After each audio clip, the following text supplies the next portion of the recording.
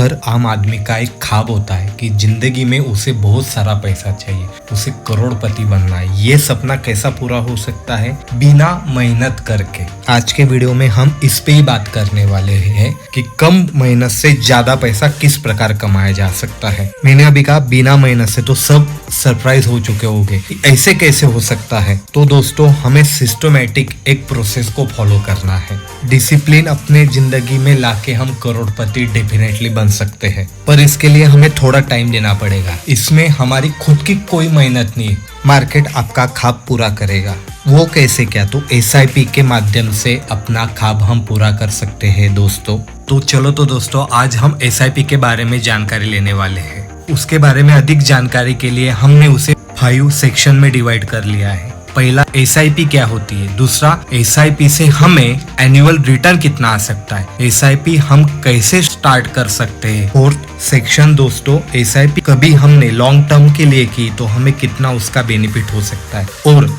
Last, SIP start करते समय हमें कौन कौन सी बातों पे ध्यान देना चाहिए। तो चलो तो दोस्तों, वीडियो को स्टार्ट करते हैं। आपके जानने वाले शेयर मार्केट में इन्वेस्टमेंट करते होंगे, उससे उन्हें अच्छा प्रॉफिट भी मिलता होगा। पर कुछ लोगों को तो इन्वेस्टमेंट करना है, पर उन्हें स्टॉक मार्केट के बारे में कुछ भी जानकारी नहीं है। तो उनके लिए SIP के माध्यम से इन्वेस्टमेंट करना बहुत ही सरल है। तो पहले SIP का मतलब जान लेते हैं। SIP यानी का सिस्टमैटिक इन्वेस्टमेंट प्लान। प्लान का मतलब आप सबको पता है, एक सिस्टमैटिक तरीके से मार्केट में हमें इन्वेस्टमेंट करनी है। यानी ऐसी राशि जो हम इन्वेस्टमेंट करने के बारे में सोच रहे, जिसकी जरूरत हमें फिलहाल नहीं है, जैसे कि 500,000, 10,000। आपको चाहिए जितनी आपके टारगेट के हिसाब से आप इन्वेस्टमेंट कर सकते हैं दोस्तों। SIP की खास बात यह है कि इन्वेस्टमेंट करने के लिए आपको मार्केट का नॉलेज होना जरूरी नहीं है। अब हम हमारा दूसरा सेगमेंट देख लेते हैं। इसमें हमें एनुअल रिटर्न कितना मिल सकता है। बैंक में हमें सेविंग अकाउंट में 4 से 5% रिटर्न मिलता है दोस्तों, और फिक्स डिपॉजिट में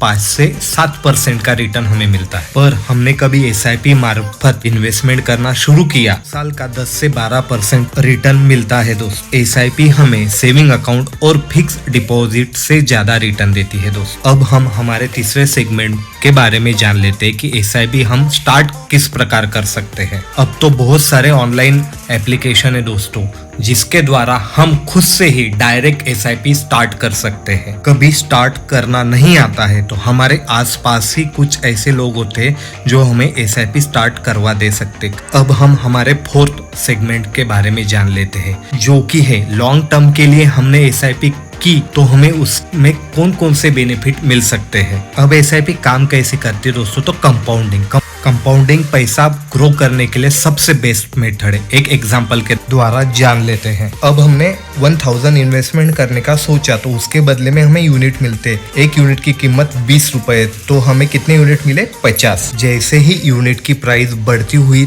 दिखेगी तो हमें भी हमारे इन्वेस्टमेंट किए हुए पैसों में मुनाफा देखने को मिलेगा। कितना और कैसा बढ़ेगा ये भी जान लेते हैं। यूनिट की प्राइस 35 रुपीज हुई तो हमें 1750 का रिटर्न यहाँ पे मिलेगा। जैसे ही यूनिट की प्राइस बढ़ेगी तो हमारा इन्वेस्टमेंट किया हुआ पैसा भी बढ़ने लगेगा। मार्केट ऊपर नीचे होगा, उस हिसाब से हमारा रिटर्न हमें मिलेगा। जैसे कि हमने देखा कि हमें 10 से 12% रिटर्न मिलता है, यानी हमारी कैपिटल भी बढ़ती है और उस पे आने वाला रिटर्न भी बढ़ता है। इसे ही पावर ऑफ कंपाउंडिंग ऐसा कहा जाता है। और एक एग्जांपल देख लेते हैं। हमने कभी 1000 पर मंथ के हिसाब से इन्वेस्टमेंट किया और उस पे हमें 15% का रिटर्न मिल रहा है, तो हमने इन्वेस्टमेंट किया 12,000 रुपए, रिटर्न मिला 13,021 रुपए। 2 साल में इन्वेस्टमेंट कितना हुआ? 24,000। रिटर्न कितना है? 28,135। 3 साल में इन्वेस्टमेंट कितना हुआ? 36,000। रिटर्न कितना मिला? 45,679।